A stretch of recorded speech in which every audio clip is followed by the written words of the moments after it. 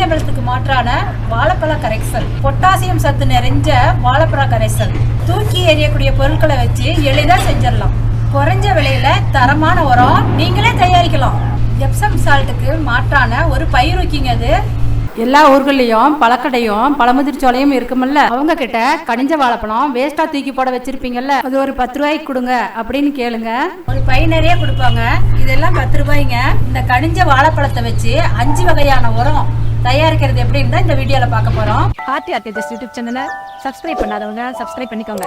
அப்படியே பக்கத்துல இருக்கக்கூடிய பெல் ஐகானை கிளிக் பண்ணிக்கோங்க. அப்பதான் நாங்க போடக்கூடிய வீடியோஸ் நோட்டிபிகேஷன்ல உடனடியாக உங்களுக்கு வரும். பொதுவா உரத்தை திரவ வடிவிலையும் திட வடிவிலையும் கொடுப்பாங்க. இந்த கனிஞ்ச வாழைப்பழத்தை வச்சு திட உரமும் திரவ உரமும் எப்படி செய்யலாம்னு பார்க்கலாம் வாங்க.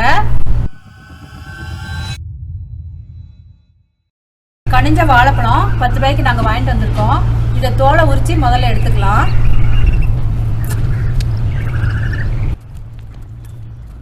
மீன் அமிலம் ரொம்ப நாத்தமா இருக்குன்னு நினைக்கிறவங்க தாராளமா இந்த உரத்தை பயன்படுத்தலாம். நமக்கு பஞ்சாமர்த்தம் செடிகளுக்கு இது அருமையான பயிரூக்கி உரமும்.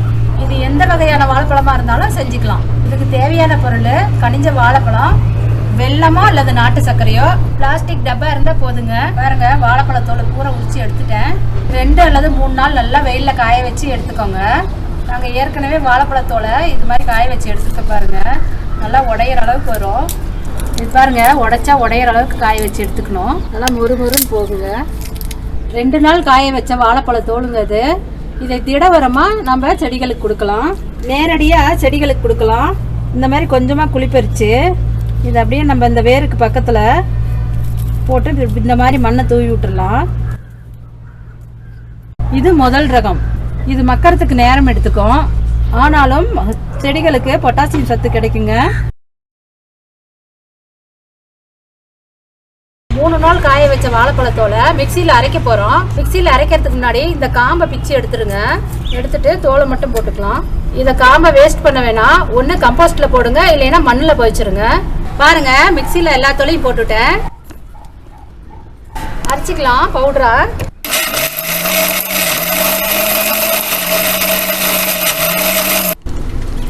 இந்த அளவுக்கு பொடியாக ஆயிருக்கு பாருங்க. காய வச்சு எடுத்த முட்டை ஓடையும் இதோட சேர்த்துக்கலாம். வாழைப்பழத்தோல் கூடயே முட்டை ஓடு, வெங்காயத்தோல், டீத்தூளும் சேர்த்துக்கலாங்க. இது கூட ரோஜா செடிக்கு அருமையான உரம். பாருங்க எந்த அளவுக்கு பவுடர் ஆயிருக்கு. இதை ஒரு கண்டெய்னர் டப்பாவில் ஸ்டோர் பண்ணி வச்சுட்டு செடிகளுக்கு ஒரு ஸ்பூன் கொடுத்துட்டு வரலாம். மழை காலங்களில் திரவ உரம் செடிகளுக்கு கொடுக்க முடியாது. அப்போ திட உரமாக நம்ம இதை கொடுக்கலாம். இது 2வது வகையான உரம். இதை செடிகளுக்கு கொடுக்கறதுக்கு முன்னாடி மண்ணை லைட்டாக கிளறி விட்டுக்கலாம். வாழைப்பழத்தோல், முட்டை ஓடு பவுடரை 1 ஸ்பூன் எடுத்து செடிகளுக்கு கொடுத்துக்கலாம். நல்லா கிளறி விட்டு கொடுங்க. இந்த மாதிரி நல்லா கிளறி விட்டுக்கோங்க. இந்த பவுடரை கொடுத்துட்டு தண்ணி கொடுத்துட்டோம்னா செடிகள் உடனே எடுத்துக்கும் உரமா. முழு தோலை போடுறப்ப மக்கறதுக்கு டைம் எடுத்துக்கும். செடிகளுக்கு உடனே சத்தா கிடைக்கிறதுக்கு இன்னொரு வழி இருக்கு. அது என்னங்கிறத செஞ்சு காட்டுறவாங்க. செடிகள் வளர்ச்சிக்கு தேவையான சத்துக்களை பேரூட்ட சத்துக்கள், நுண்ணூட்ட சத்துக்கள் 2ஆ பிரிப்பாங்க. பேரூட்ட சத்துக்கள்ல NPKன்னு 3 சொல்லுவாங்க. பொட்டாசியம் சத்து அப்படிங்கிறது இதுல முக்கியமானது. பொட்டாசியம் சத்தை உடனடியாக செடிகளுக்கு கொடுக்கக்கூடிய ஒரு உரத்தை தான் இப்போ நான் சொல்ல போகிறேன். இந்த தோல் உரிச்சு எடுத்தோம்ல கனிஞ்ச வாழைப்பழத்துல இருந்து அதை கொஞ்சமாக எடுத்து டப்பாவில் போட்டுக்குங்க. ஒரு 4 தோல் போட்டால் போதும்.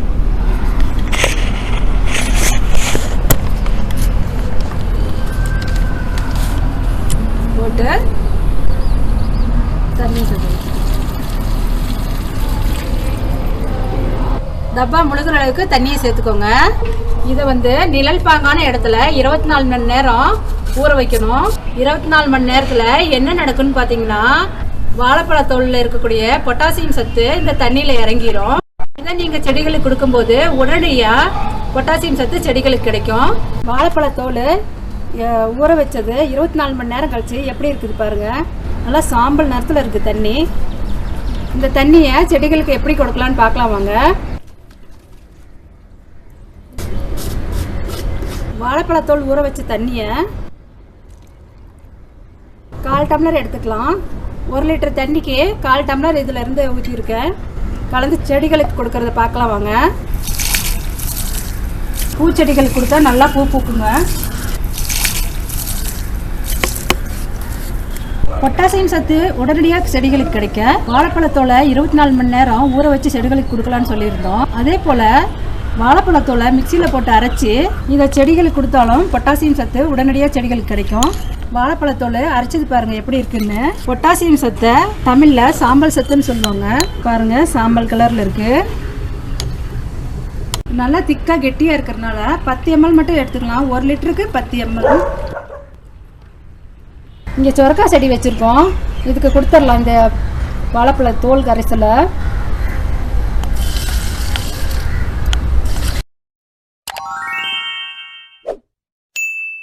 இந்த கனிஞ்ச வாழைப்பழம் இருக்குது இல்லைங்க, இதில் பாதி வந்து நான் இந்த பாத்திரத்தில் மாற்றிக்கிறேன். கொஞ்சமாக இருக்கிற இந்த வாழைப்பழத்தை கொஞ்சம் தனியாக எடுத்து வச்சுக்கலாம். கனிஞ்ச வாழைப்பழத்தில் நாட்டு சர்க்கரையோ அல்லது வெல்லமோ சரிபாதியாக கலந்து வச்சுக்கணும். வெல்லத்தை இதில் போட்டுக்கலாம். நாட்டு சர்க்கரை போடலாம், என்கிட்ட வெல்லம் இருந்ததுனால நான் வெல்லமே போட்டுக்கிறேன். எவ்வளோ வாழைப்பழம் இருக்கோ சரிபாதியாக வெல்லத்தை போட்டுக்கணும். இதை நல்லா பிசைஞ்சிக்கணும். பஞ்சாமிர்தம் பிசைகிற மாதிரி நல்லா பிசைஞ்சிக்கணும். உங்களுக்கு கை வைக்க அருவருப்பாக இருந்தால் மிக்சியில் கூட போட்டு அடிச்சுக்கலாம். க்ளவுஸ் போட்டு செய்கிறதுனாலும் செய்யுங்க. பாருங்க, இந்த மாதிரி நல்லா பிசைஞ்சு எடுத்துக்கணும். இதை நான் டப்பாவில் ஸ்டோர் பண்ணிக்கிறேன். இந்த டப்பாவில் போட்டு நிழல் பாங்கான இடத்துல 21 நாள் வச்சிருக்கணுங்க. நேரடி வெயில் படக்கூடாது. 21 நாள் கழிச்சு இதை பார்த்தோம்னா நல்லா கருகருன்னு கருப்பு தங்க மாதிரி பஞ்சாமிர்த கலரில் ஆயிருங்க. அப்போ எடுத்து நம்ம செடிகளுக்கு யூஸ் பண்ணிக்கலாம். இது 4வது வகையான உரங்க. வாழைப்பழ கரைசல் தயாரித்து 6 நாள் ஆகுது. எப்படி இருக்கு பாருங்க, கருப்பாக மாறிட்டு வருது. இன்னமும் 21 நாளில் இன்னும் கருன்னு ஆகும். வாழைப்பழ கரைசல் தயாரிக்கிறப்போ இந்த மாதிரி டெய்லியுமே குளிக்க விடணும். ஏப்ரல் 30ஆம் தேதி நாங்கள் இதை கலக்கி வச்சோம். அந்த தேதி இது மேலே எழுதிக்கலாம்.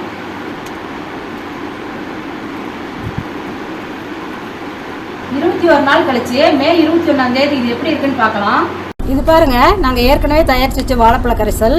1 லிட்டர் தண்ணிக்கு 10லிருந்து 15 ml கலந்துக்கோங்க. அதே போதுமானது.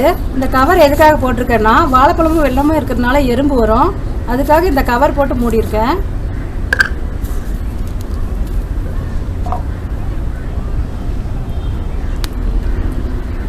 இந்த அளவுக்கு எடுத்துக்கலாம் 1 லிட்டருக்கு. இங்கே பாருங்க, வாழைப்பழ கரைசல் ஏற்கனவே கொடுத்ததுனால தான் இவ்வளோ மொட்டு வச்சிருக்கு மல்லிகைப்பூவில். இங்கே பாருங்க, எல்லாம் கொத்து கொத்தாக பிடிச்சிருக்கு. இப்போ இதை கொடுத்துடலாம்.